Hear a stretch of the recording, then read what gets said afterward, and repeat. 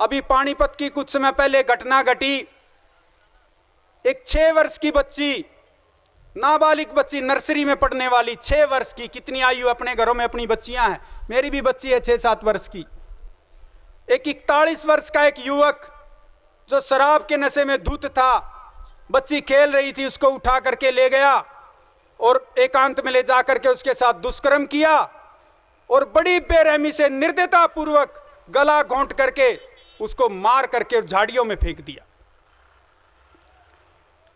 युवाओं, वरिष्ठों, ऐसी ऐसी पता नहीं कितनी घटनाएं प्रतिदिन अपने इस समाज में, अपने इस हरियाणा में, अपने इस देश में घट रही हैं।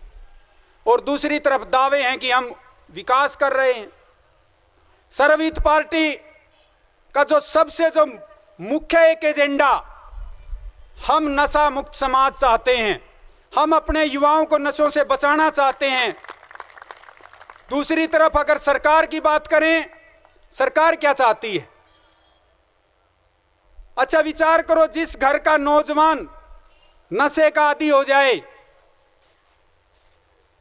और वो मर जाए, अकेला ही कमाने वाला, उसके वहां उस घर में उस महिलाओं की, उन बच्चों की क्या दुर्दशा होती है। अपने आसपास, अपने समाज में अनेकों ऐसे घर हैं जहां उनका पूरा जीवन नरक बन जाता है, पूरा जीवन दुख में बीतता है। लेकिन उन व्यवस्थाओं को ठीक करने की बजाय वर्तमान की सरकारें क्या कर रही हैं? आश्चर्य है, जब आंकड़े देखते हैं तो आश्चर्य होता है। 2011 और 12 में हरियाणा का शराब से जो बजट था ना, शराब से जो आय प्राप्त हुई 2600 करोड़ रुपए। हरियाणा सरकार ने एक साल में शराब से 2600 करोड़ रुपए कमाए। और 2021 और 22 में 10 वर्ष के बाद वही आय बढ़ करके 7800 करोड़ हो गई। लगभग कितनी? 3 गुना। 10 वर्ष में 3 गुना आमदनी बढ़ा ली सरकार ने। और 2022 और 23 में सरकार ने एक लक्ष्य रखा कि शराब से आय प्राप्त करनी है 9200 करोड़ रुपए का।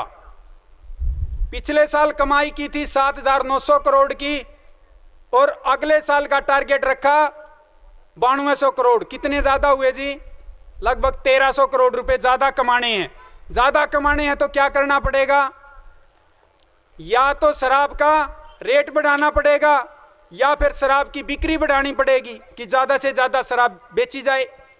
इन्होंने जो अपने आप को राष्ट्रवादी कहते हैं, इन्होंने क्या किया? दूसरा तरीका अपनाया कि शराब को सस्ता किया, रेट सस्ता किया।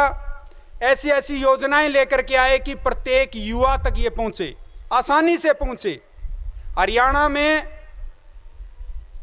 इनके लाइसेंस, जो क्लब और बार खुलते हैं, इनके लाइसेंस के लिए बिल्कुल आसानी से सुविधा दे दी।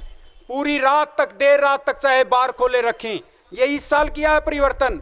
शराब पीने की जो कानूनन जो आयु थी 25 वर्ष, उसको घटा करके कर दिया 21 वर्ष। शराब की फैक्ट्री लगाने के लिए, शराब की फैक्ट्री लगाने के लिए लाइसेंस मिलता था 15 लाख रुपए में, उसकी फीस को घटा करके कर दिया 1 लाख रुपए। शराब से जो बाहर से जो विदेशी शराब आती थी उस पर 10% वैट लेते थे, उसको भी कम कर दिया कि ज्यादा से ज्यादा आए, 3% कर दिया। मतलब ऐसी ऐसी योजनाएं लेकर के आए, ऐसी ऐसी योजनाएं बनाई कि ज्यादा से ज्यादा हमारे नौजवान इस शराब की और इस नशे के आदी हो जाएं। गली गली में शराब बिके, गली गली में शराब की दुकानें खुल जाएं, गांव गांव में शराब की दुकानें हों। अच्छा, शराब ज्यादा बिकेगी, युवा बर्बाद होंगे, इससे समाज उन्नति करेगा कि नीचे गिरेगा? नीचे गिरेगा। सब जानते हैं कि नीचे गिरेगा। लेकिन शायद ही कोई गांव होगा हरियाणा में जिसने ये कहा हो कि मेरे गांव में शराब की दुकान खोलो। कोई नहीं कहता, लेकिन फिर भी हर गांव में शराब की दुकानें खोली जा रही।